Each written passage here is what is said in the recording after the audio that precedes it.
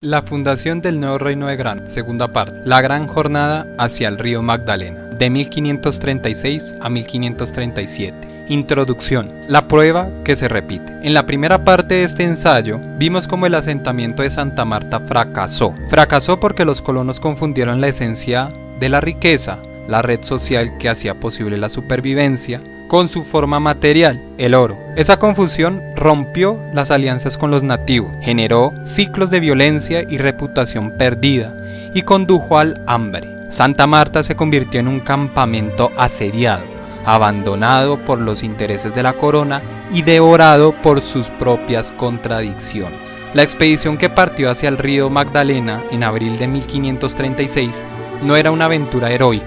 Era el último recurso de un asentamiento fracasado. El gobernador Pedro Fernández de Lugo, viejo y enfermo, puso al mando de aquella desesperación a un abogado granadino que nunca había comandado una conquista, Gonzalo Jiménez de Quesada. La expedición se enfrentaría exactamente al mismo dilema que había hundido a Santa Marta, la misma confusión entre la cosa y la red, la misma tentación de perseguir el oro a costas de romper los vínculos que hacían posible la vida. Pero esta vez, en el momento decisivo, algo cambió. Este ensayo narra esa prueba en 5 momentos, 5 escenas que muestran cómo una expedición al borde de la extinción descubrió en la sal de los muiscas una forma de riqueza que no era una cosa sino una relación, y cómo ese descubrimiento, fruto de la desesperación y de la lucidez, abrió el camino hacia la fundación de un nuevo reino. Momento 1. La partida y la promesa. De abril a junio de 1536. En abril de 1536, la expedición se puso en marcha. No era una partida improvisada. Cargaba detrás de sí el peso de expediciones frustradas, de mapas incompletos, de leyendas que prometían reinos dorados al otro lado de las montañas. Llevaba consigo la experiencia acumulada de fracasos anteriores, que era, quizás, su único capital verdadero. La fuerza se dividió en 2. Por tierra marcharon unos 600 hombres organizados en 8 compañías, acompañados por varios cientos de indígenas auxiliares que cargaban provisiones y conocían el terreno. Por el río Magdalena, 5 bergantines transportaban a otros 200 hombres, junto con los pertrechos más pesados y los escasos víveres que habían logrado reunir. Entre los expedicionarios no solo habían soldados, había sastres, carpinteros, herreros, había un músico. Aquello no era una partida de saqueo, era una comunidad en movimiento, una semilla de asentamiento que se desplazaba buscando tierra fértil donde arraigar. Gonzalo Jiménez de Quesada no era un conquistador al estilo de Pizarro o de Cortés, era un abogado, un hombre de leyes formado en Granada, que había llegado a América como un funcionario real. Su motivación no era únicamente el oro, llevaba consigo la instrucción de encontrar una ruta hacia el Perú, sí, pero también la de establecer una red de comercio que conectara la península con las riquezas del sur. Para convencer a los hombres, sin embargo, tuvo que prometer lo que ellos querían oír: oro, el metal precioso de las poblaciones que fueran encontrando. La promesa era una concesión a la lógica de la cosa, pero su intención, como revelarían los hechos, apuntaba a algo más complejo. Momento 2. Las tierras desoladas. De julio a septiembre de 1536. Los primeros meses de la expedición fueron un infierno. La ruta terrestre bordeaba las vertientes orientales de la Sierra Nevada de Santa Marta, adentrándose en un territorio de selvas húmedas, ciénagas y ríos desbordados. El calor era sofocante. Las fiebres tropicales, probablemente malaria y fiebre amarilla, empezaron a diezmar a los hombres casi desde el primer día. En julio de 1536, en un lugar llamado Tumarame, se produjo el primer encuentro con los bergantines que remontaban el río. Fue un momento de alivio momentáneo. En el cuaderno de la jornada se registraron las primeras entradas de oro, pequeñas cantidades obtenidas de las tribus de las zonas, apenas suficientes para mantener viva la ilusión. Pero la ilusión se desvaneció rápido. A medida que avanzaban hacia el sur, el territorio se volvía más hostil. Las poblaciones indígenas escaseaban. Las que habían, huían al ver llegar a los extranjeros. La selva no ofrecía alimento suficiente. Las provisiones se agotaron. Lo que siguió fue una degradación progresiva de la condición humana. Primero comieron las reservas, luego comieron cueros de vaca remojados y cocidos, luego comieron plantas silvestres que apenas mitigaban el hambre, luego comieron los caballos. Los caballos no eran solo alimento, eran movilidad, prestigio y ventaja militar. Comerlos significaba renunciar a una parte esencial de su poder, pero el hambre no dejaba opción. Cuando la expedición llegó a la Torá, en octubre de 1536, había perdido 2/3 partes de sus efectivos. De los 600 hombres que partieron por tierra, quedaban apenas 200. De los indígenas auxiliares, muchos habían muerto de hambre o de enfermedad. Los bergantines, que habían sufrido sus propias penalidades en el río, se reunieron con los sobrevivientes en aquel punto de confluencia. La Torá era un lugar estratégico. Allí desembocaban en el Magdalena varios afluentes, el río Carare, el río Opón. Era un nodo natural de comunicaciones fluviales, pero también era el lugar donde la expedición tocó fondo. Agotada, hambrienta, diezmada, se enfrentó a su momento más oscuro, y fue allí, en el fondo del abismo, donde apareció la primera luz. Momento 3. La decisión de la Torá. De octubre a diciembre de 1536. En la Torá, los expedicionarios tuvieron noticias que cambiaron el curso de la historia. A través de los nativos de la zona, probablemente de grupos relacionados con la cuenca del Carare, supieron que en la cordillera oriental habitaban pueblos que comerciaban con sal. La sal era su principal riqueza. Con ella obtenían algodón silvestre, pescado y otros bienes de las tribus de las tierras bajas. Eran pueblos organizados, numerosos, que vivían en un altiplano frío pero fértil. La noticia colocó a Quesada ante una encrucijada. El plan original era seguir hacia el sur, encontrar una ruta hacia el Perú.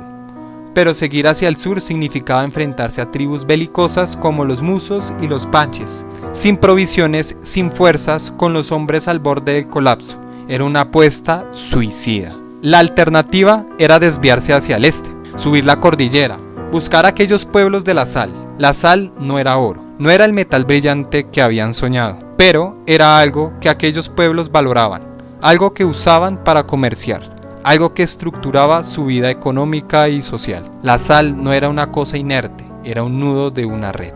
Aquí se produjo la prueba decisiva, la misma que había hundido a Santa Marta.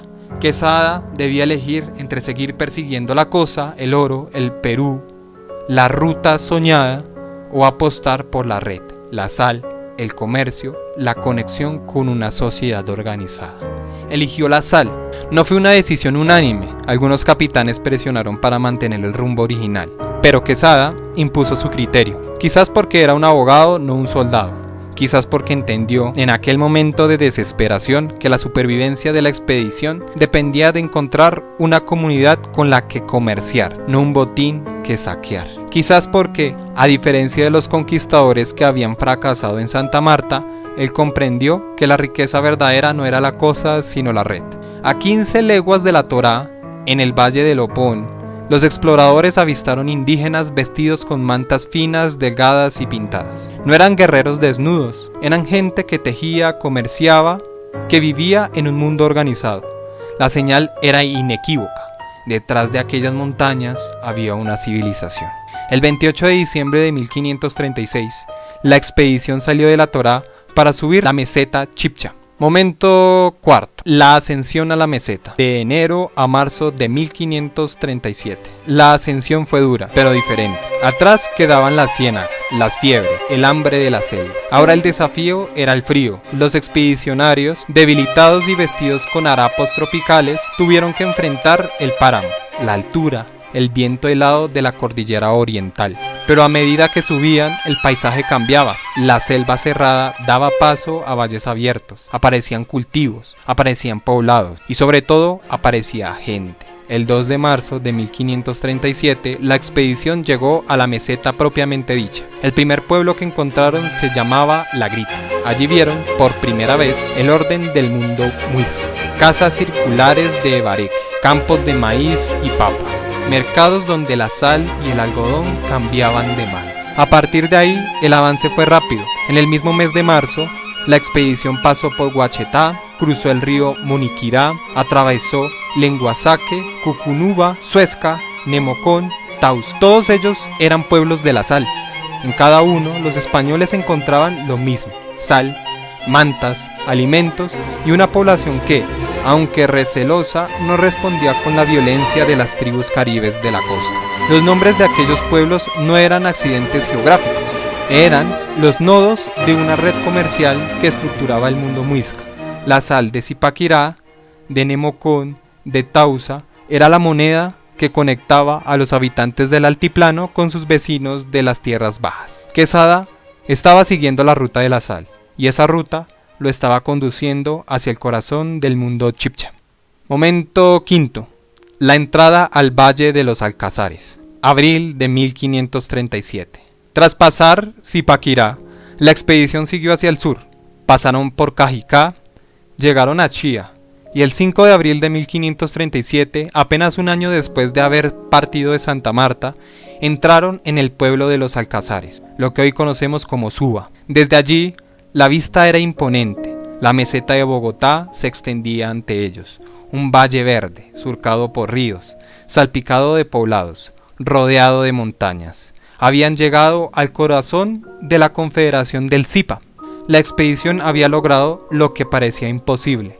Había sobrevivido al hambre, a la fiebre, a la selva, al frío. Había perdido a la mayoría de sus hombres, pero los que quedaban estaban vivos y estaban en el centro de una civilización. El descubrimiento de la sal había sido la clave, no el oro, la sal, porque la sal no era una cosa que se acumulaba, era un bien que se intercambiaba, que crea relaciones, que teje redes. Quesada había seguido a la sal y la sal lo había llevado hasta allí.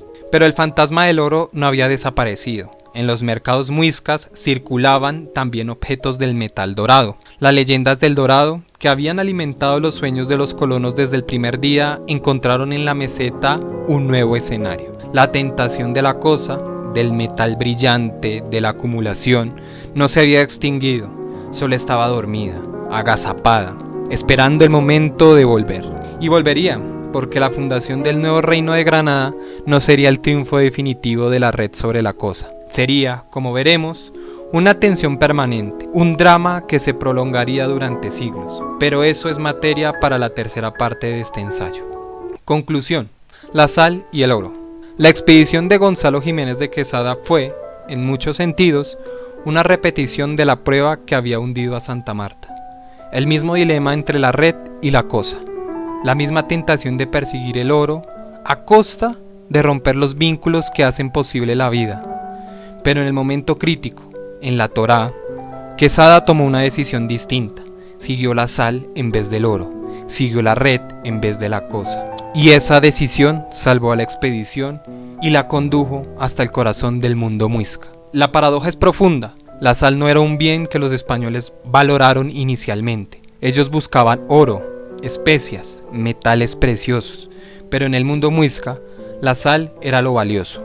Era la moneda, el conservante, el bien ritual, el nudo de una vasta red de intercambios. Al seguir la sal, Quesada no estaba siguiendo su propio mapa mental, estaba siguiendo el mapa mental de los pueblos que habitaban aquellas tierras. Estaba, sin saberlo del todo, reconociendo que el valor lo define la red social, no el objeto en sí mismo. Esa intuición, la misma que había faltado en Santa Marta, fue la que permitió a la expedición sobrevivir y fue la que sentó las bases frágiles pero reales para la fundación de un nuevo reino. Pero la historia no termina aquí. La expedición ha llegado a la meseta, ha encontrado una civilización organizada. Ahora empieza la verdadera prueba: construir un asentamiento, establecer relaciones con los muiscas, decidir si el nuevo reino de Granada será una comunidad o un botín. La sal ha guiado el camino, pero el oro, el fantasma del dorado, sigue ahí, y en la tensión entre ambos se jugará el destino de lo que está por nacer.